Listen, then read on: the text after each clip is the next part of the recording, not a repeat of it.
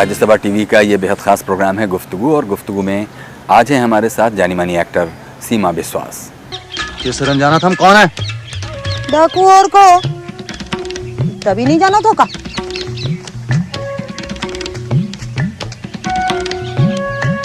मैं भी जो चंबल की बेटी हूँ। सीमा बिस्वास। जानी मानी अभिनेत्री सीमा बिस्वास का जन्म 14 जनवरी 1965 को असम के जिले नलबाड़ी में हुआ। दिल्ली में एनएसडी से ग्रेजुएट सीमा बिस्वास सांस्कृतिक अभिरुचियों वाले परिवार में पली बढ़ी हैं। यथार्थवादी भूमिकाओं से अपनी अलग पहचान बनाने वाली अभिनेत्री सीमा बिस्वास को 1994 में आई फिल्म बैंडिट क्वीन में निभाए फूलन देवी के किरदार के लिए आज भी याद किया जाता है।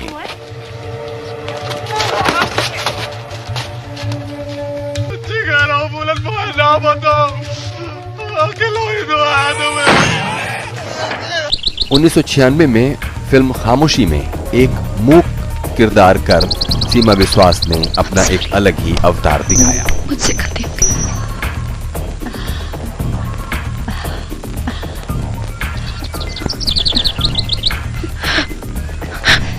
नहीं मम्मा, आपकी कोई गलती नहीं है।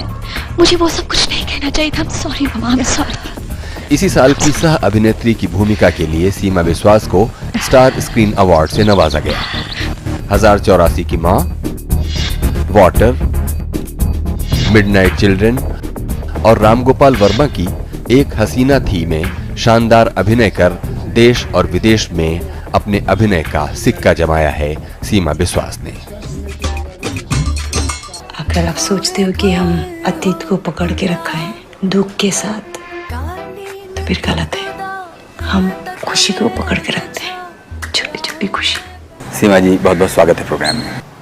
Thank you. हमें बताइए कि आपका बचपन कहाँ गुजरा, और क्या बचपन में ही आपको ये लग गया था कि आपके अंदर कुछ एक्टिंग का टैलेंट है, या एक्टिंग ही आपको करना है?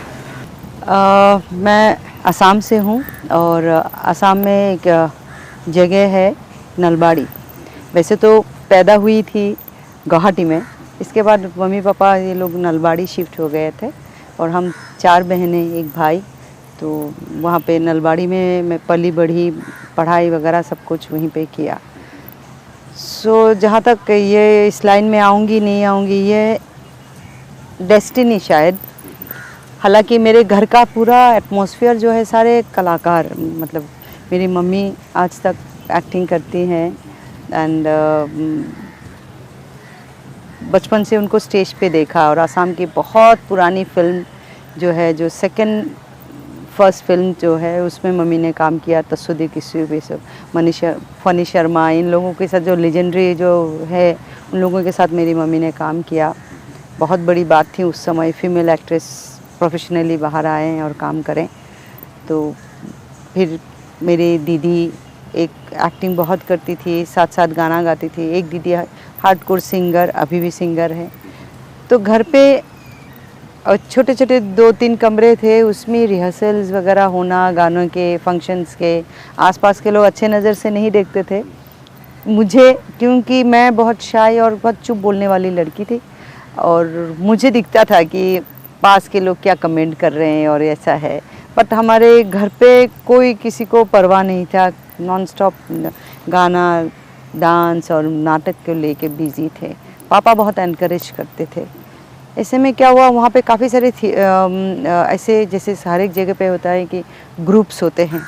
तो आर्ट स्कूल नाम की एक संस्था वहाँ पे अभी भी है, जो जहाँ पेंटिंग सिखाते थे, और आपको डांस सिखाना, एक्टिंग, अपना क्या कहते हैं, गाना और इंस्ट्रूमेंटल सब चीज़ें, ये सब का एक मतलब ऐसे ही जस्ट सिखाते थे।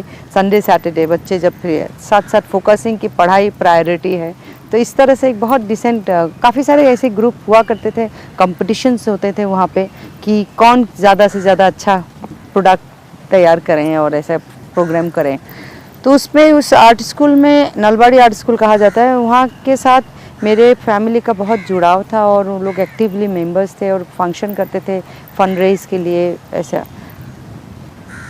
तो उनका as far as acting is concern, but theatre के करने के जैसे पेंटिंग या इंस्ट्रूमेंटल जैसा म्यूज़िक या डांस को लेके जैसे काम करते थे, थिएटर के नाम पे उनका ये होता था कि साल भर में कम से कम 2 से 3 फिल्म प्ले करना है।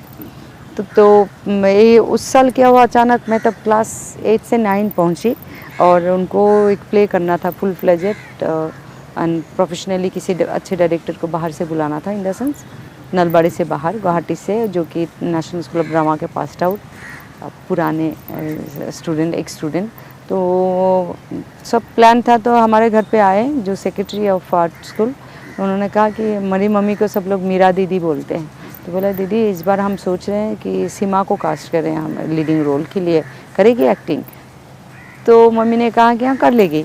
मुझे सिर्फ सुनाई दिया और मम्मी शाम को मुझे लेके गए और सामने ऐसे बैठ के मैं परफॉर्म कर रही हूँ, डायलॉग प्रॉम कर रहे हैं, पढ़ रहे हैं, सर नर्वस, समझ में नहीं आ रहा, बट अभी भी उस मोमेंट को याद करती हूँ तो मुझे ऐसा लगा कि वो नर्वसनेस नहीं था, अजीब कि मैं चाहती थी, जबकि मैं चाहती नहीं थी और नफ़रत भी नहीं करती थी। जैसे कि ना पढ़ाई में मन, सिंसियर बच्ची, फिल्म नहीं देखना चाहिए, गंदे बातें नहीं करना चाहिए, सिर्फ पढ़ाई पे मन दो, तो इस तरह की लड़की थी।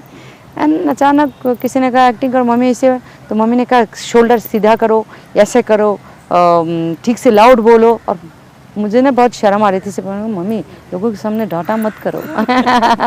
तो घर आके मेरी एक आदत थी, मैं बहुत कम बोलती थी घर पे, मतलब बहुत कम बोलती थी, बट चाहे नहाने जाऊं, चाहे चुपचाप बैठूं, तो सोचने की या डे ड्रीमिंग की, अपने आप से बात करने की आदत बहुत हुआ करती थी।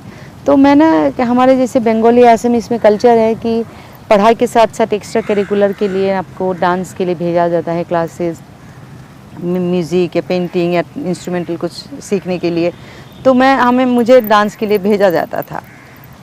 तो मैं इसीलिए नहीं कि डांस मेरा पैशन, बट मुझे ना विजुअली ऐसा लगता था, सोच के अकेले कहती थी ये डांस प्रोफेशन अच्छा है, क्योंकि वहाँ ना अकेले डांस करते हैं क्वीन की तरह और सब लोग देखते रहते हैं, तो आई विल बी अ डांसर। पर जिस दिन मैं पहली बार स्टेज पे आई कि रिहर्सल करती रही और घर आके वापस जब मैं सोने से पहले सोचने लगी, तब मैंने कहा नहीं, मुझे डांसर नहीं, मुझे एक्ट्रेस बनना चाहिए। So that was the first day. And मुझे अभी भी फर्स्ट शो याद है कि आई वाज सो नॉर्मल, एकदम नेचुरली एक्टिंग कर रही थी। ऐसे मतलब ऐसे हट बनाया हुआ था जिसमें स्ट्रॉ ऐसे था, उसका स्ट्रॉ निकाली और उसको मोड़ के बात कर रही थी नेचुरली। तो मुझे लगा कि आकाश मेरे पेरेंट्स मुझे एनकरेज करें, I want to be an actor. So ये अकेले बात करती थी, but I don't know god और माय पेरेंट्स किसने भी सुना, तो ये आगे बढ़ता गया। And I got opportunity every time कि चाहे वो आसाम में थिएटर वर्कशॉप हुआ, collaboration with national school of drama और आसाम कल्चरल अफेयर्स। तो मेरे जीजा जी पेंटर हैं और वहाँ पे एग्जीबिशन ऑफिसर थे। मैं तो नलबाड़ी में थी और वो गुवाहाटी में काम करते थे। मुझे बोला सीमा यहाँ पे एक वर्कशॉप हो रहा है 3 महीने का, तो इंटरेस्टेड है ज्वाइन करने के लिए गुवाहाटी में, जो कोलैबोरेशन विद NSD। नहीं कि NSD क्या है, तो कहते हैं नेशनल स्कूल ऑफ ड्रामा, एक इंस्टीट्यूट है जहाँ स्पेसिफिकली सिखाया जाता है ड्रामा फॉर 3 इयर्स। तो उसके 3 महीने का कोर्स है यहाँ पे। मैंने ठीक है, आप देख लीजिए जो ठीक लगे। तो उन्होंने फॉर्म भरा, मैं आ गई वहाँ पे। नाटक या अदर बहुत, तब मैं पहली बार कमला देवी चट्टोपाध्याय या बीबी कारंत और काफ़ी बड़े बड़े लोगों को देखा, रीटा गांगुली, काफ़ी लोग ऐसे, रतन थियाम, ये लोग आए थे सिखाने के लिए। एंड एक एसएमएस प्ले हुआ जिसमें 2 डबल कास्टिंग था, एक बहुत हाईली ब्रिलियंट एक्ट्रेस और मेरे साथ एक गंवार जो नलबाड़ी से आई है, डबल कास्टिंग किया लीडिंग रोल में, और बोला कि जो भी अच्छा करेंगे हम इसको दिल्ली में शो कराएंगे। दिल से तो चाहती थी, बट मैं शाई बहुत थी। तो मुझे आसपास के लोग, मणिपुर, इम्फाल, सबके काफ़ी लोग इकट्ठे रहते थे हम सब, तो सब लोग वो पुश करते थे। गुवाहाटी के भी बच्चे, लड़के सब कहते कि तू अच्छा करती, तो शाई क्यों है, शर्माती क्यों है। तो एंड आई वाज लकी कि I got chance to perform Delhi में नेशनल स्कूल ऑफ ड्रामा के वहाँ पे। एंड वहाँ पे सब लोगों ने मम्मी को कहा कि इसको NSD पढ़ाई है, इसमें है फ्यूचर। तो मम्मी ने कहा नहीं, पढ़ाई पहले, बीए एग्ज़ाम देने के बाद ही मैं भेजूँगी। तो मैं जब बीए एग्ज़ाम देने की तैयारी कर रही थी तो मैंने फॉर्म भरा और वहाँ पे एंड इसी बीच में एक हादसा हो गया था कि मैं जब वर्कशॉप करके आई थी बट थिएटर में बहुत ज़्यादा काम करती थी, तो मेरे ऑनर्स था पॉलिटिकल साइंस में। तो मेरे जो गैप के बाद मैं जब क्लास पे गई तो टीचर ने मुझे डांटा, कहा कि जो कर रही हो नाटकबाजी, ये सब तुम्हारा ब्रेड एंड बटर नहीं है, और जो ये है ना पढ़ाई, ये सब ब्रेड एंड बटर का ये है, फ्यूचर का ये है, तो उस पर ज़रा ध्यान दियो। जैसे हमारे नेचर होते हैं कि बड़ों के साथ बहस मत किया करो। तो मुझे अच्छा तो नहीं लगा बट मैंने कुछ कहा नहीं एंड फ्रॉम दैट डे मैंने कहा ऑनर्स कोर्स तो नहीं दूंगी मैं छोड़ दिया था। एंड एग्ज़ाम के जस्ट 2-3 महीने पहले मेरी एक बहुत ख़ास सहेली रो के हाथ पैर बढ़ा के मतलब पकड़ के मुझे कहा, तुझे देना होगा, तुझे अच्छा मार्क्स आएगा, मुझे पता है, ये तेरे लिए मैंने नोट्स तैयार किया, अनीता है उसका नाम, तू एग्ज़ाम देगी, मेरे साथ चल, हेड ऑफ द डिपार्टमेंट से परमिशन लेना है। सब लेके परमिशन दिला के मुझे लाइब्रेरी से ढेर सारी किताबें दी और मैं प्रिपेयर हो रही थी पॉलिटिकल साइंस के एग्ज़ाम के लिए, और इधर प्रिपेयर हो रही थी नेशनल स्कूल ऑफ ड्रामा के एडमिशन के लिए, ये सब पढ़ाई वगैरह। एग्ज़ाम ऑनर्स एग्ज़ाम दिया, कलकत्ता आके एनएसडी का एग्ज़ाम दिया, वापस आके जनरल कोर्स का एग्ज़ाम दिया। तब तक कॉलिंग लेटर आया from national school of drama, मैं एनएसडी ज्वाइन किया। एनएसडी में 2-3 महीने बाद मेरे बीए का एग्ज़ाम आ गया, रिज़ल्ट आ गया था कि ऑनर्स भी मिल गया, मैं पास भी हो गई, और एकदम प्रोफेशनली पैशनेटली फिर मेरे जर्नी एक्टिंग में शुरू हुआ। सीमा जी, अभी ये वो मौका है कि जहां हम एक छोटा सा ब्रेक ले लें और ब्रेक के बाद वापस आकर बातें करेंगे। इस वक्त एक छोटे से ब्रेक के बाद हाजिर होते हैं और बातें जारी रखते हैं जानी मानी एक्टर सीमा विश्वास के साथ। मैं क्लास में नॉन रोमांटिक लड़का ढूंढ रही थी, तो मुझे हनुमान यादव करके हमारे क्लास का, बड़े रफ टफ है बहुत ऐसे, तो उससे मैंने मदद ली।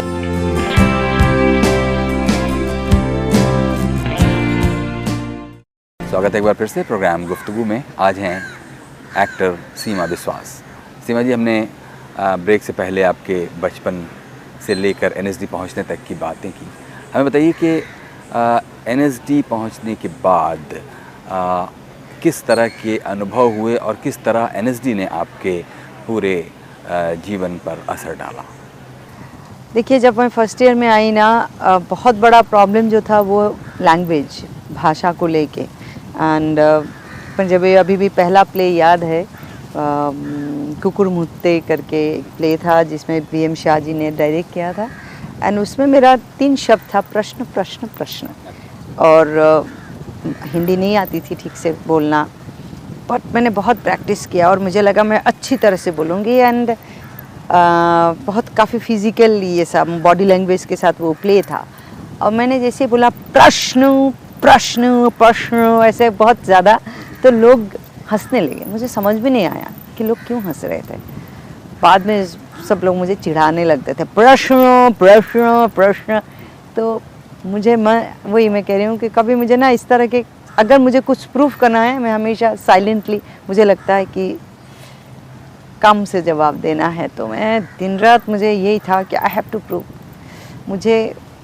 मुझे अच्छा रोल, बड़ा रोल, छोटा रोल मिले ये नहीं है, बट लैंग्वेज को लेके ऐसा अपनी जर्नी शुरू होगी कि मुझे लैंग्वेज के साथ फाइट करना है और मुझे ओवरकम करना है। इसी बीच में एक प्ले हुआ, नाम सब नहीं बताऊंगी। उस प्ले में मुझे एक छोटा सा रोल में, और मैं उन दिनों मेरा मलेरिया हुआ था, तो मैं हॉस्टल में थी और मुझे बहुत छोटा सा रीडिंग के सेशन में मैं थी।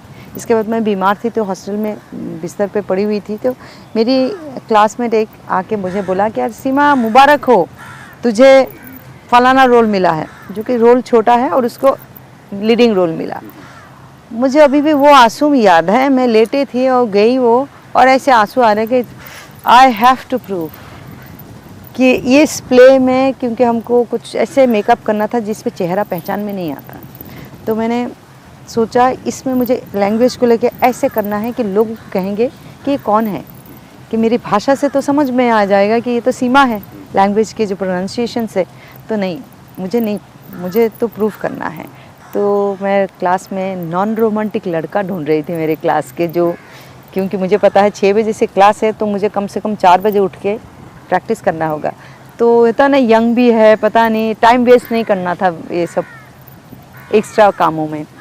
तो मुझे हनुमान यादव करके हमारे क्लास का, बड़े रफ टफ है बहुत ऐसे, तो उससे मैंने मदद ली। उसने और खूब डांटता था। और ओपन एयर में, मेघदूत में, या दिल्ली के रविंद्र भवन के वहाँ पे 4 बजे चुपचाप उठ के जाती थी और प्रैक्टिस करती थी 2 घंटे के लिए। वो बोलते एक मात्रा को ठीक से बोल, ऐसे चिल्लाते थे।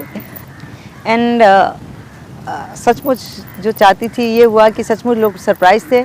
मेरे ख्याल से इतने परफेक्ट हिंदी मैंने आज तक नहीं बोली जो उस प्ले में मैंने बोला था। और लोगों ने कहा कि बाप रे तेरे हिंदी कितना इम्प्रूव हो गया, कमाल कर दिया तूने ऐसा। उससे क्या हुआ, कॉन्फिडेंस बढ़ गया। इसके बाद मुझे लगा अब मुझे परफॉर्मेंस पे, एक्टिंग पे ध्यान देना है। एंड मेरे लिए इंस्पिरेशनल कुछ एक पर्सनालिटी थे, वो थे रेपर्टरी कंपनी के, जो नेशनल स्कूल ऑफ ड्रामा के रेपर्टरी कंपनी के सुरेखा जी, उत्तरा बावकर, मनोहर जी। ये लोगों का एक्टिंग देख के लगता था कि 3 साल इनाफ नहीं है। और घर से प्रॉमिस किया था 3 साल बाद वापस आऊँगी, क्योंकि पापा की ख्वाहिश थी कि मैंने पॉलिटिकल साइंस लिया था तो लॉयर बनना है। तो मैंने कहा 3 साल में आ जाऊँगी ना। बट जब 3 साल गुजरने लगे तो मुझे लगा इनाफ नहीं है एक्टिंग सीखने के लिए। मैं तो बिल्कुल nothing in front of those actor actresses. तो मुझे रेपर्टरी ज्वाइन करना चाहिए, उनके साथ प्लेटफॉर्म शेयर करना चाहिए, तभी मैं सीखूँगी। फिर उसमें लगी। और पापा हमेशा याद दिलाते थे कि कब आएगी। मैं आऊँगी पापा, थोड़ा सा और सीखना है, अप्रेंटिस फेलो, फिर कैजुअल आर्टिस्ट, 750 रुपया तनख्वाह, खाऊँ कि किराया दूँ, बट फिर भी रेपर्टरी रहना है, बिकॉज दोज ग्रेट एक्टर्स के साथ इर्द गिर्द रहना है। एंड बट दैट वे, इसीलिए मैं मानती हूँ कि when there is a will there is a way. क्योंकि इकोनॉमिकली बहुत मुश्किल होता था और मुझे पेरेंट्स को नहीं जताना था कि मुझे तकलीफ़ हो रही है। तो कोई बात नहीं, एक टाइम खाना खाते तो हेल्थ के लिए तो अच्छा है, कम खाओ दिन में। तो इस तरह का जर्नी चलता था। कुछ किराए हॉस्टल खाली करने के लिए वार्निंग आया तो एनएसडी के, तो किसी लेडी को बोला था, उन्होंने कहा ठीक है शेयरिंग पे रहेंगे। पता चला मुझे उन्होंने वारंडा में रहने दिया। रोना मुझे अभी भी याद है, रो पड़ी थी मैं। रही इंटरवल अपना लंच ब्रेक में मैं दिल्ली में आई, मतलब वहाँ पे घर पे शिफ्ट करने आई थी और वापस भाग गई मैं देख के। सामान वहीं पे पड़ा रहा। मैं रेपर्टरी ज्वाइन मतलब थी, टाइम टेबल का बहुत वहाँ पे डिसिप्लिन चलता था, तो मैं वहाँ भाग के गई। एंड मनोहर भाई को बोला कि सर मुझे रहने की कोई जगह दीजिए। एंड उन्होंने कहा कि तुम मिस्टर मराठे की वाइफ बहुत दयालु है, उनको बोलो कुछ 1 महीना तुम उनके पास रहो। तो मैं वहाँ रही। But I feel my self so lucky कि मैंने इतना सही डिसीजन लिया कि मैं इतने साल रेपर्टरी में गुजारी। मुझे लगता है अगर मैं रेपर्टरी में नहीं रहती तो शायद मुझे बैंडिट क्वीन काम करने का मौका नहीं मिलता। और आज मैं जो इस मुकाम पे हूँ, या लोग मुझे जानते हैं, भले मैं थिएटर में उस समय तक 40-50 प्लेस किया, बट लोगों को पता नहीं चलता अगर ऐसे फिल्मों की दुनिया में नहीं आती। बट बहुत सीखा। सीमा जी, अब जैसे कि बैंडिट क्वीन की बात आई ही और आपने बताया कि किस तरह अभी आप रेपर्टरी में काम कर रही थीं और तिग्मांशु धूलिया ने एज ए कास्टिंग डायरेक्टर आपको कास्ट किया, तो रेपर्टरी में काम करते हुए बैंडिट क्वीन में आना एक तरह से तो आपके लिए आपकी ज़िंदगी की दिशा बदल देने वाला था। अगर बहुत ही संक्षेप में बताना हो कि बैंडिट क्वीन में आपको शेखर कपूर ने कैसे मौका दिया, उसका क्या अनुभव था? मैं उन दिनों काफ़ी सारे प्लेस में लीडिंग रोल में थी रेपर्टरी कंपनी में एनएसडी के। और एक प्ले रंजीत कपूर जी के खूबसूरत बहू, उस प्ले की तैयारी चल रही थी उन दिनों। और अचानक तिग्मांशु धूलिया, जो पान सिंह तोमर के लिए काफ़ी मशहूर है, काफ़ी सारी फिल्म उन्होंने अच्छी फिल्में बनाई, तो उन दिनों वो कास्टिंग डायरेक्टर थे शेखर कपूर जी के बैंडिट क्वीन के लिए। तो मुझे बोला कि सीमा, शेखर कपूर एक फ़िल्म बना रहे हैं, सो मैं कास्टिंग डायरेक्टर हूँ, तो मुझे कुछ एक फ़ोटोग्राफ्स देना। बट मैं ना हमेशा मेरी ज़िंदगी में मैं एट ए टाइम एक ही काम कर पाती हूँ। तो मैं खूबसूरत बहू में कॉमेडी रोल करना था, मेरे लिए बिग चैलेंज था। और उसी की तैयारी, कैसे मैं डायरेक्टर का हर रोज़ सरप्राइज़ दूँ और अलग अलग नई चीज़ें, उसमें फ़ोकस थी। तो प्ले हो गया एंड उसने मुझे टिशू ने तिग्मांशु धुलिया ने मैंने वार्निंग दिया कि देना है तो देना, मैं कल जा रहा हूँ। जब तक मैंने फ़ोटो मैंने कलीग को ये कैमरा लेके घूम रहा था तो मैंने खींचना फ़ोटो, ऐसी कैजुअल फ़ोटो खींचे और समहाउ मैंने to give those photographs to Shekhar Kapur, क्योंकि टिशू तो चला गया था। शेखर जी जब फ़ोटो देखे तो उन्होंने कहा, जो मुझे बाद में पता चला, कहा कि I never seen this kind of non professional photographs in my life from an actor, तो I must meet this girl. तो वो बुलाए ऑफिस में, बॉबी बेदी के ऑफिस में, एंड मिले। देन शाम को सडनली उन्होंने वो प्ले देखने आए, खूबसूरत बहू, हमको मालूम भी नहीं था। एंड ग्रीन रूम में आके शो के बाद बोला कि I want to meet tomorrow. So मैंने कहा सर मेरे तो रिहर्सल है, मोहन राकेश फेस्टिवल होने वाला है, तो बोला कि मैं आ जाऊंगा, कोई बात नहीं। तो आए और बातचीत करते रहे एंड उन्होंने कहा कि दिस इज़ फाइनल, और इसी बीच में उन्होंने स्क्रिप्ट भी भेज दी थी, बट मैंने सीरियसली नहीं लिया, क्योंकि मैं जैसे पढ़ी थी वो स्क्रिप्ट में बहुत टेंस्ड हो गई थी। 3 रात सो नहीं पाई, क्योंकि परफॉर्मिंग पॉइंट ऑफ व्यू से मुझे लगा only I can do, you know, like layer, yeah, only I wanted to do this kind of layers and layers, जो जो सबटेक्स्ट, बहुत ही डायनेमिक कैरेक्टर है, बट कुछ एक क्रूशियल मोमेंट्स है जिसके लिए मन नहीं करता कि कैसे करूँ मैं, तो ये I am not that kind of bold person, तो ये सब में थी, बट मैंने सीरियसली नहीं लिया कि I may not be part of it. तो उन्होंने प्ले देखा और उन्होंने बोला कि वैसे, और फाइनली सबके सामने डिक्लेयर किया हमारी रेपेट्री कंपनी में कि this is final, she will be bandit queen in my film bandit queen. And मुझे समझ भी नहीं, मुझे अभी भी लगता है ये कितनी अनाड़ी थी कि थैंक यू कहना भी नहीं आता था मुझे। नर्वस होके मैं जैसे I started looking you know like this is this I was introducing with other actors. So ऐसे मेरा जर्नी शुरू हुआ। And Shekhar ji, I am myself बहुत ऐसा लगता है कि बहुत लकी हूँ कि उन्होंने मुझे समझा है, मतलब क्योंकि इनिशियली वो अभी जब बाद में बातचीत होती थी तो कहते थे कि तुमको देख के मुझे विश्वास ही नहीं होता था कि you can be an actor, क्योंकि इतनी शाय और इतने ऐसे किसी से भी दिखता लगता नहीं कि एक्टर का स्पार्क है। बट मेरे इर्द गिर्द जो भी लोग थे उन्होंने कहा कि आप इसका प्ले देखो स्टेज में, तब आप समझ में आएगा कि टोटली डिफरेंट पर्सन ऐसा।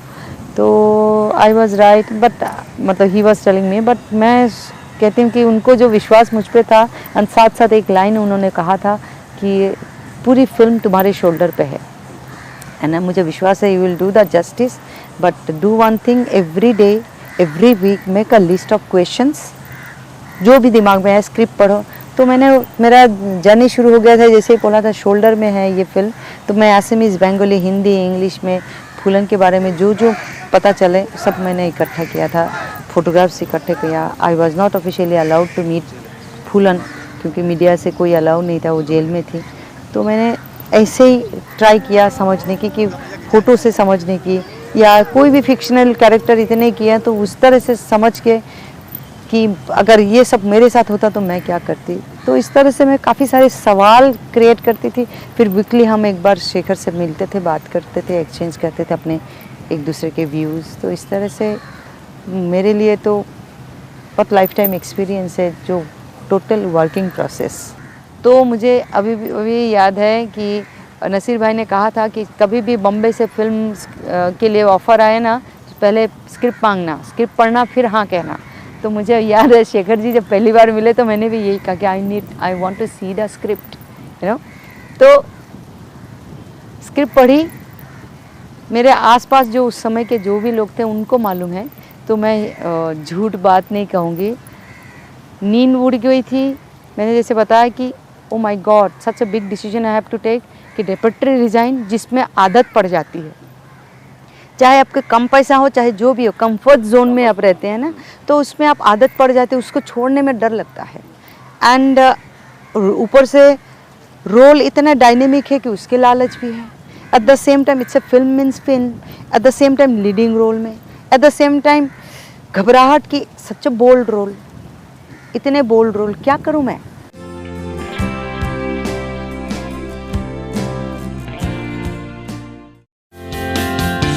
राज्यसभा टीवी का ये बेहद ख़ास प्रोग्राम है गुफ्तगू, और गुफ्तगू में आज है हमारे साथ जानी मानी एक्टर सीमा बिस्वास। ये सरंजाना था हम कौन है? डाकू और को तभी नहीं जाना तो का?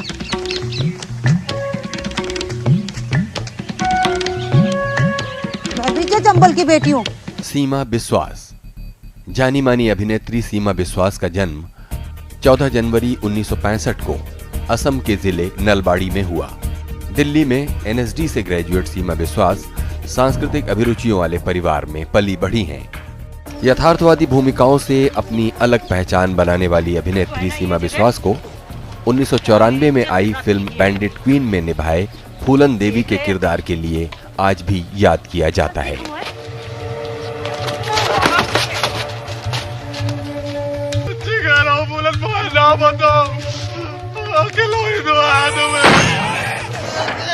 उन्नीस 1996 में फिल्म खामोशी में एक मूक किरदार कर सीमा बिस्वास ने अपना एक अलग ही अवतार दिखाया। मुझसे गलती हो गई।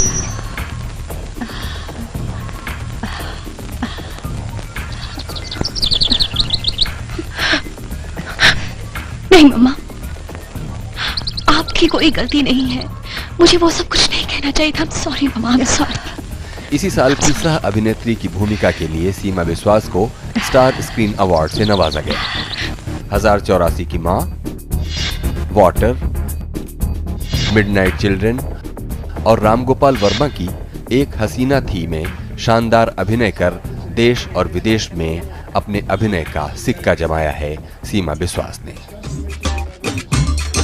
अगर आप सोचते हो कि हम अतीत को पकड़ के रखा है दुख के साथ, तो फिर गलत है।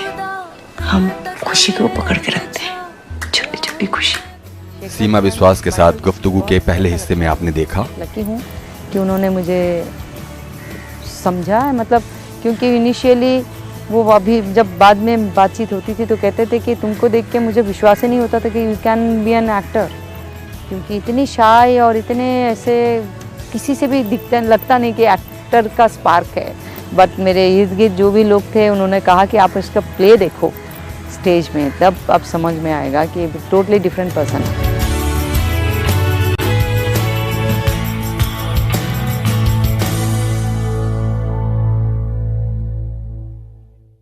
सीमा जी, बहुत बहुत स्वागत है प्रोग्राम में। Thank you. सीमा जी, आप कहती हैं कि शेखर जी ने कहा कि वो एक बहुत ही डेयरिंग रोल होगा और एक तरह का बोल्ड रोल होगा, लेकिन क्यों इसको इस तरह क्यों ना समझा जाए कि रेपर्टरी में काम करते करते अब एक तरह का एक सैचुरेशन पॉइंट आ चुका था, और अगर आपके लिए भी वो एक बहुत ही डिसीजन का मौका था कि अगर आप वो फैसला ना लेती, बोल्ड रोल होने के बावजूद फैसला ना लेती, तो शायद आपके सामने ये ख़तरा था कि आप फिल्मों में आने के इस मौके को, इस गोल्डन मौके को आप मिस कर जाते। नहीं, क्योंकि देखिए रेपर्टरी का कुछ एक रूल्स हैं, उसको ब्रेक करके भी मेरी मतलब उस समय तक सुरेखा जी चली गई, उत्तरा जी चली गई थी, सीनियर सारे एक्टर्स चले गए थे and I was leading actor.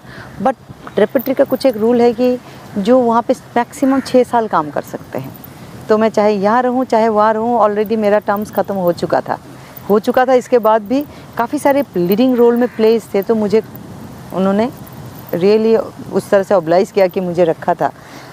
But believe me, हर साल ये माइंड में रहता है, क्योंकि मैं काफ़ी सालों तक कैजुअल आर्टिस्ट के रूप में थी, तो कोई गारंटी नहीं कि नेक्स्ट ईयर आपको रखेंगे कि नहीं रखेंगे। तो मेंटली तो प्रिपेयर हमेशा होना पड़ता था कि I will be out. But as far as film is concern, मेरे लिए, मैंने जैसे आपको मेरी कहानी में बताया कि 750 रुपया मुझे तनख्वाह मिलते थे, चाहे किसी के बारंडा में या किसी के मोहताज में रही मैं किसी के घर पे, फिर भी मैं बॉम्बे जाना और बॉम्बे सुदूर आसाम से बॉम्बे आके स्ट्रगल करना, कि आसाम से स्ट्रगल करना और दिल्ली में या फिर बॉम्बे जाके स्ट्रगल करना मेरे लिए तो सेम ही होता। तो मैंने वो तो नहीं किया। सीरियल का ज़माना शुरू हो गया था, तो थिएटर से लगाओ, प्लस वही जैसे बताया ना, मुझे बहुत अच्छे प्लेटफॉर्म लगते थे, रेपर्टरी कंपनी और अच्छे अच्छे डायरेक्टर्स जो आते हैं और अच्छे कलाकार का गैदरिंग रिचुअली, तो एक प्रैक्टिस के साथ साथ आपको एक्सपोजर भी मिलता है। I was happy. बट जैसे मैंने और एक बात कही थी कि डेस्टिनी, शायद डेस्टिनी था कि मैं मेरी ख्वाहिश थी, मैं अक्सर रेपेटरी में रहते रहते सीनियर्स से हमेशा सुनती थी अलका जी साहब ये करते थे हमारे साथ, अलका जी साहब ये करते थे, तो मुझे ना जेलस फील होता था, बहुत अफसोस फील होता था कि मैं अलका जी के साथ मैं so unlucky that I could not get opportunity to work with him. तो गॉड ने सुन ली या डेस्टिनी कहूँ कि अलका जी साहब के साथ हमको 3 प्ले करने का मौका मिला रेपेटरी कंपनी में। एंड काफ़ी सारी बातें वो कहते थे पर्सनली भी मुझे, and I was so touch कि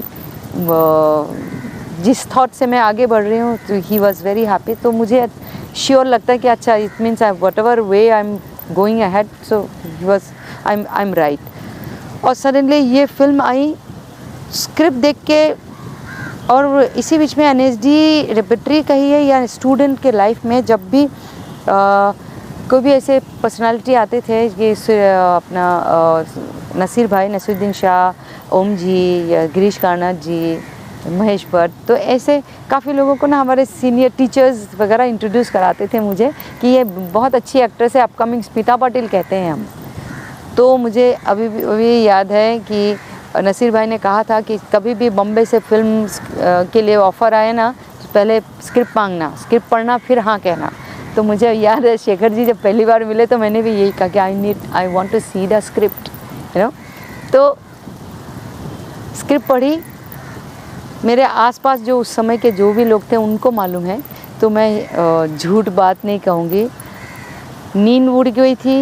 मैंने जैसे बताया कि oh my god, such a big decision I have to take कि रेपेटरी रिज़ाइन, जिसमें आदत पड़ जाती है, चाहे आपके कम पैसा हो चाहे जो भी हो, कंफर्ट जोन में आप रहते हैं ना, तो उसमें आप आदत पड़ जाती है, उसको छोड़ने में डर लगता है। एंड ऊपर से रोल इतना डायनेमिक है कि उसके लालच भी है। At the same time it's a film means film, at the same time leading role में, एट द सेम टाइम घबराहट की, सच अ बोल्ड रोल, इतने बोल्ड रोल क्या करूँ मैं। एंड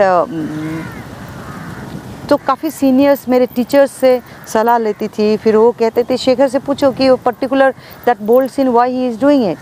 तो मैंने शेखर जी से पूछा, तो शेखर जी ने कहा कि ये मेरे लिए ऐसे हाइट ऑफ ह्यूमिलिएशन है किसी भी इंसान के लिए कि कंप्लीट न्यूडिटी करके उसको जैसे घुमाया, ये एक जैसे कि एक औरत रोड क्रॉस कर रही है, एक ट्रक आके कुचल के चली गई, तो उसी तरह से उसकी बॉडी पड़ी है मांस का लोथरा जैसा, और जिसको मुड़ के देखना का मन नहीं करता। तो इतनी बदसूरत चीज़ों को जो इसके लाइफ में हुआ है, पुलन के लाइफ में, इस बदसूरत चीज़ को मैं बदसूरत ढंग से दिखाना चाहता हूँ और जिसको मुड़ के देखने का मन नहीं करे, और इसीलिए मैं कर रहा हूँ। तो I agreed, but I said कि I am not that level bold कि मैं वो सीन कर सकूँ। उन्होंने कहा take your own time, I took my time, even then said I can not do it, so अगर आप किसी डबल से करा सकते हैं तो go ahead, I can sign, otherwise I can not do it. Then he said कि finally ऐसे ही हुआ कि म्यूचुअली अंडरस्टैंडिंग में कि डबल करेंगे वो पर्टिकुलर सीन, एंड मैं आगे बढ़ी। और आगे बढ़ने के बाद मुझे अभी भी याद है कि रोल इतने सारे रेपेटरी में कैरेक्टर्स थे कि मुझे मतलब प्लेस थे मेरे कंधे पे कि रिज़ाइन देना मुश्किल था, बट मैं एट ए टाइम एक ही काम कर सकती थी। और मैंने कहा मुझे 2.5 महीने पहले मैंने रिज़ाइन अप्लाई किया, रिज़ाइन दिया। बट बैंडिट क्वीन के बाद it was very heart hitting process, disturb बहुत थी, but at the same time तभी अगेन डेस्टिनी और somebody there to guide me और protect me, मैं रेपेटरी कंपनी से ऑफ़र आया कि तुम दोबारा रेपेटरी के लिए अप्लाई करो, एक ग्रेड पोस्ट खाली है, अप्लाई करो। एंड समर फेस्टिवल चल रहा था, मैंने अप्लाई किया एंड बाकी प्ले दोबारा रिवाइव हुआ, समर फेस्टिवल में शामिल हुए, तो दोबारा मैंने रेपेटरी ज्वाइन किया। तो मैंने सोचा था that was my last, and करते टाइम ही मैं उस फिल्म को करते टाइम ही मेरी ऐसी डिसीजन अंदर से था कि this is my first and last film. तो बहुत जी जान से काम करती थी, बहुत जी जान से।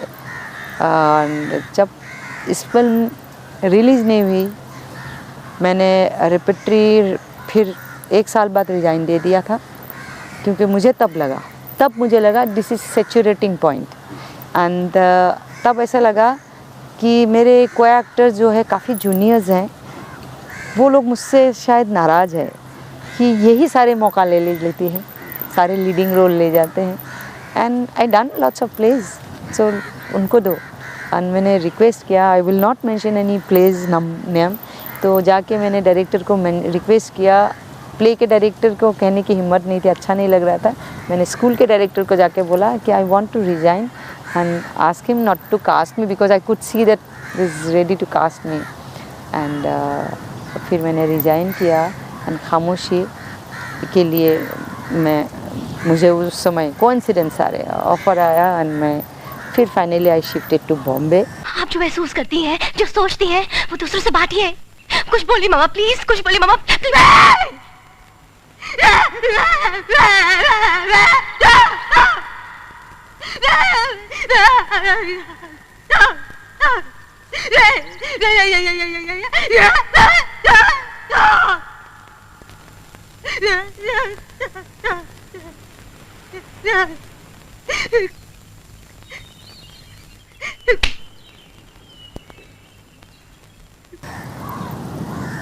शुरू हो गया था कंट्रोवर्सी का पूरी हवा पूरे हिंदुस्तान में।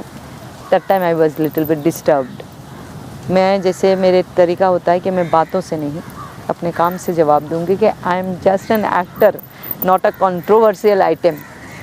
तो मुझे लगा इतने दिलो जान से काम किया है और जिस तरह के एक चीप पब्लिसिटी कहिए या चीप एक इस तरह का रिएक्शन था, मुझे अच्छा नहीं लग रहा था। तो इसका रिएक्शन भी देना अच्छा नहीं लग रहा था। इट्स बेटर कि कीप माई सेल्फ क्वाइट। मैं अपने आप को लॉक करके चुपचाप अपने दूसरे काम में अच्छी अच्छी फिल्में देखा करती थी। क्या क्या कंट्रोवर्सी थी? कंट्रोवर्सी ये थी कि ये फिल्म गलत है, ये फिल्म क्यों complete nudity scene, it's really too much bold है। इस तरह की काफ़ी चीज़ें होती थी जो फिल्म एक आज जैसे लोग कहते हैं। तो आज क्या उस समय भी मुझे आई फील, मेरे लिए हमेशा लगता है कि मेरे पेरेंट्स कभी भी ऐसे नहीं, पेरेंट्स कंफर्टेबल होना चाहिए। पेरेंट्स को ऐसा ना लगे कि उनको शर्मिंदगी महसूस ना हो। They should feel proud of me. Otherwise I don't, मेरे इतनी सेंसिटिविटी रहता है कि मैं कॉन्शियसली डिसीजन लेती हूँ, थॉटफुली रहती हूँ, टाइम लेती हूँ।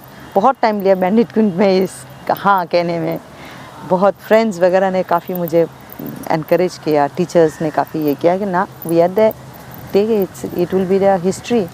एंड अभी जैसे वर्ल्ड सिनेमा में या लिस्टेड होते हैं या वर्ल्ड में भी किसी भी फेस्टिवल में जाती हूँ तो जिस तरह से अप्रिसिएशन मिलता है, तो मुझे ऐसा ही लगता है हमेशा कि I was not wrong taking up this project. Seema ji, अभी एक ब्रेक का वक्त है। अभी वक्त है एक छोटे से ब्रेक का। ब्रेक के बाद हाजिर होते हैं और बातें जारी रखते हैं जानी मानी एक्टर सीमा बिस्वास के साथ। मेरा पहला ही काम था बैंडिट क्वीन बनने के बाद इस कैसेट को पेरेंट्स को दिखाना है और कुछ नहीं बोला मैंने। पेरेंट्स ने पढ़ा कि देखा फिल्म, दरवाज़ा खिड़की सब बंद करके मैंने रखा था और देखा। उन्होंने एकदम साइलेंट थे after the film. And then मेरे पापा ने वो साइलेंस तोड़ के बोला,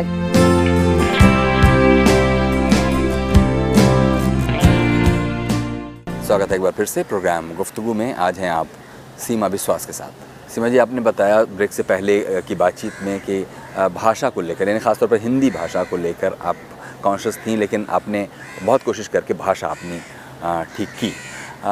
अगर इस कमज़ोरी के साथ साथ अपनी किसी मजबूती के बारे में आप बताती हैं तो वो क्या है? कौन सी ऐसी चीज़ है जिसने आपको हमेशा आगे बढ़ने के लिए प्रेरित किया? मुझे लगता है जो टीचर्स मुझे हमेशा मतलब टीचर्स कहते हैं मेरे पीछे या दूसरों से पता चलता है कि टीचर्स बात करते हैं, वो लगता है कि मैं हार्ड वर्किंग, मेरा हार्ड वर्किंग, ऑनेस्टी, सिंसियरिटी, जो कि इसीलिए मैं हमेशा सारे नए जनरेशन का हमेशा कहती हूँ, when there is a will there is a way and work hard. जो चाहती है वो ज़िंदगी में work hard, sincerely, honestly, and छोड़ना मत, डोंट गिव अप। और कोई भी अप्स एंड डाउन आए तो उससे हिल नहीं जाना चाहिए या गिव अप नहीं होना चाहिए। कोई बात नहीं, नेक्स्ट टाइम। मुझे याद है बैंडिट क्वीन के टाइम पे ऐसे ऐसे कमेंट न्यूज़पेपर में आते थे कि मेरे पेरेंट्स कहते थे काउंटर दो। मैंने कहा, मेरे लिए ऐसा लगता था कि एक व्यक्ति का है, अखबार चाहे लाखों करोड़ों लोग पढ़ रहे हैं, बट एक व्यक्ति का कलम है, मैं उसको एक व्यक्ति का कलम मानती हूँ। तो मैं जवाब नहीं देना है मुझे, और मेरे काम बताएंगे। और मेरा पहला ही काम था बैंडिट क्वीन बनने के बाद इस कैसेट को पेरेंट्स को दिखाना है, और कुछ नहीं बोला मैंने। पेरेंट्स ने पढ़ा कि देखा फिल्म, दरवाज़ा खिड़की सब बंद करके मैंने रखा था और देखा। उन्होंने एकदम साइलेंट थे after the film, and then मेरे पापा ने वो साइलेंस तोड़ के बोला कि कुछ भी कहो मीरा, ऐसे स्ट्रॉन्ग परफॉर्मेंस तो मेरी बेटी के अलावा कोई नहीं दे सकते। तो बिगेस्ट अवार्ड फॉर मेरी, तो मुझे हमेशा वही लगता है कि काम सिंसियरली करो, काम से जवाब। पिता का क्या है, माँ का तो बिल्कुल, माँ तो और ज़्यादा स्ट्रॉन्ग है, पापा से भी बहुत स्ट्रॉन्ग है। तो मम्मी का ना हमेशा जो मैंने देखा ना, जैसे बिगिनिंग में ही जाए कि शोल्डर सीधा करो, तो वो क्रिटिकल हमेशा रहा। वो क्रिटिकल ये नहीं है कि आपने इस बोल्ड फिल्म को क्यों किया, वो उनका क्रिटिकल एज ए परफॉर्मर रहता है, परफॉर्मेंस पॉइंट है। तो वो उस नज़र से वो ना हमेशा मुंह के सामने कभी तारीफ़ नहीं करते, कभी हम अभी भी नहीं करते। कभी भी आप, मतलब मुझे याद है Deepa Mehta after Water also काफ़ी कुछ तारीफ़ कर रहे थे कि she is the backbone and you are so lucky having such a lovely daughter and ये वो। मतलब मम्मी कभी जबकि मैंने बोला ना कि हमेशा माइनस पॉइंट मुझे पॉइंट आउट कराते थे कि ये सीधा करो, तुम्हारे स्पीच में क्लैरिटी नहीं है, तो ये हमेशा कहते हैं। बट और मेरे लिए अच्छी बात है कि तो मैं समझ सकती हूँ कि शी फील्स प्राउड, बट उनको ऐसा लगता है कि नहीं, मुँह के सामने तारीफ मत किया करो।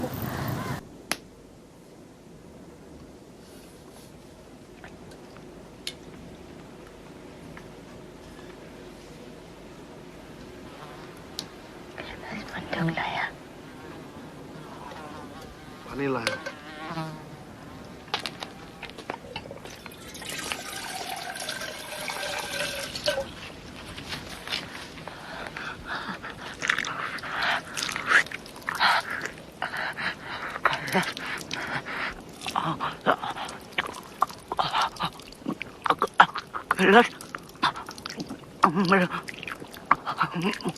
मदद करने आया।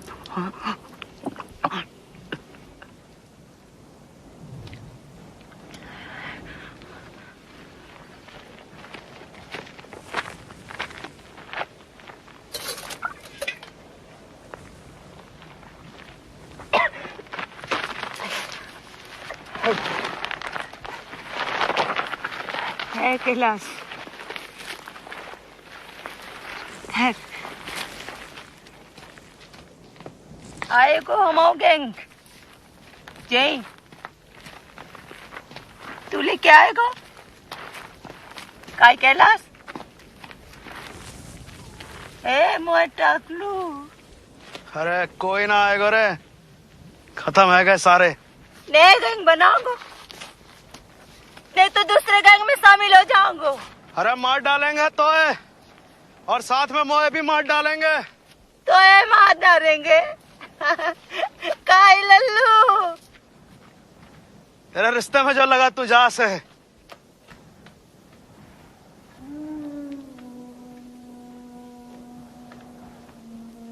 फूलन देवी हूँ मैं, देवी जब बिहारों की देवी, जय रहूंगी मैं। सीमा जी, ये सवाल अक्सर आपसे भी पूछा जाता होगा और दूसरे थिएटर वालों से भी पूछा जाता है कि लाखों रुपए खर्च करके नेशनल स्कूल ऑफ ड्रामा आपको एक ट्रेंड एक्टर बनाता है, और अगर ट्रेंड एक्टरों या फिर एक्टिंग थिएटर में जो एक ट्रेनिंग, स्पेशलाइज ट्रेनिंग है, उस ट्रेनिंग को लेने के बाद आपको रतन थियम या प्रसन्ना या 2-3-4 ऐसे नाम होंगे जो बाद तक भी वो थिएटर परसू करते रहते हैं, लेकिन जैसे ही ख़ासतौर पर एक्टरों को मौका मिलता है फिल्मों में जाने का या टीवी में जाने का, वो वापस थिएटर की तरफ नहीं आते। तो इस सिलसिले में अगर आपको रिएक्ट करना हो तो कैसे करेंगे? पहले तो मेरे बारे में बताती हूँ। पैशनेट, पहला प्यार, सब कुछ मेरा थिएटर है। एक्टिंग से बहुत लगाव है। मैं, जहाँ तक आप लोगों को भी मालूम है कि फ़िल्म बहुत सारे मैं नहीं करती हूँ, या ऐसे ऐसे रोल जो मैं चाहती हूँ ऐसा मेरे पास भी नहीं आता है। और टिपिकल रोज़ मोनोटमी, टिपिकल टाइप का एक धर्रे का रोल करना भी मुझे पसंद नहीं आता, because of being a theatre person. तो मैं साथ साथ हमेशा शुरू से, जब से रेपेट्री छोड़ा, एक बैलेंसिंग करने के लिए मैं थिएटर करती आई हूँ।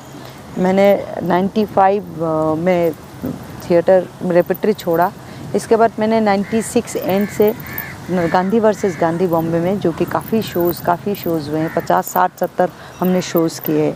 Atul Kulkarni and my self ने एक्टिंग किया। इसके बाद मैंने गोइंग सोलो करके एक सोलो परफॉर्मेंस इंग्लिश थिएटर किया विक्रम कपाडिया के डायरेक्शन में।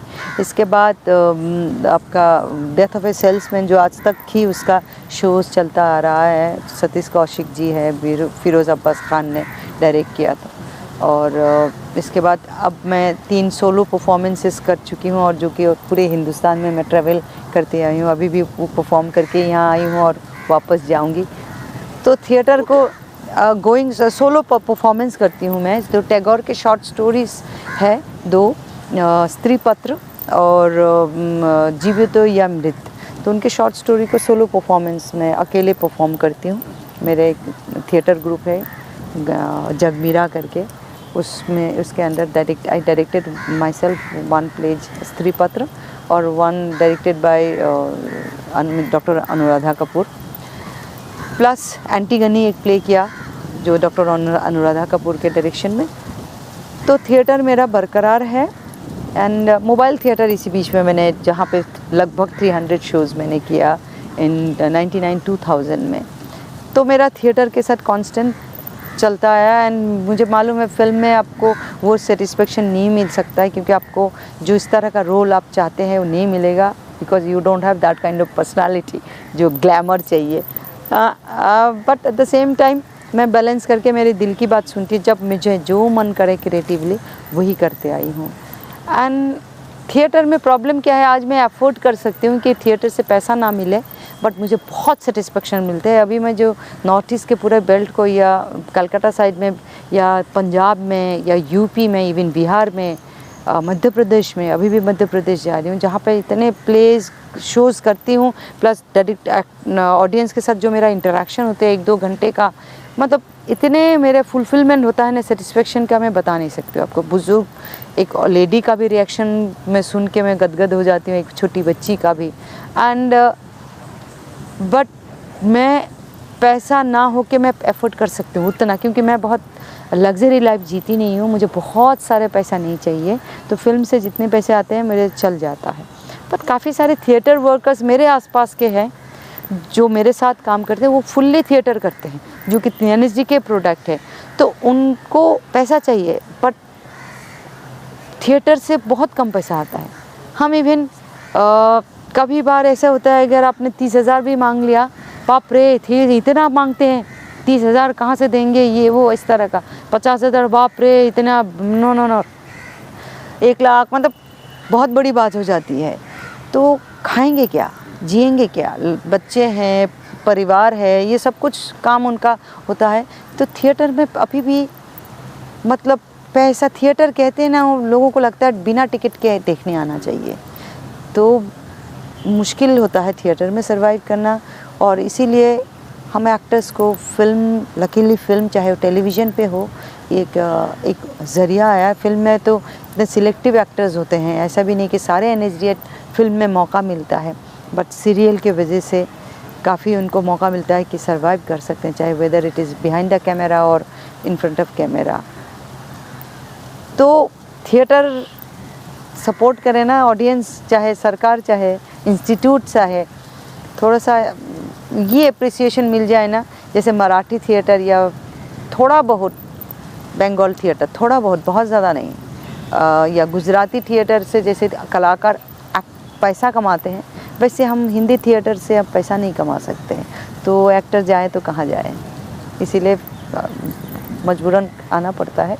उनको सबको मन करता है, बट काफ़ी ऐसे रनिंग एक्टर्स हैं, फेमस एक्टर है, वो बीच बीच में थिएटर करना चाहते हैं, जैसे अनुपम जी करते हैं, ओम जी करते हैं, सतीश कौशिक जी करते हैं, सदाशिव जी है, परेश रावल जी करते हैं, या आपका जो ओम शिवपुरी, वो लोग भी करते थे। बट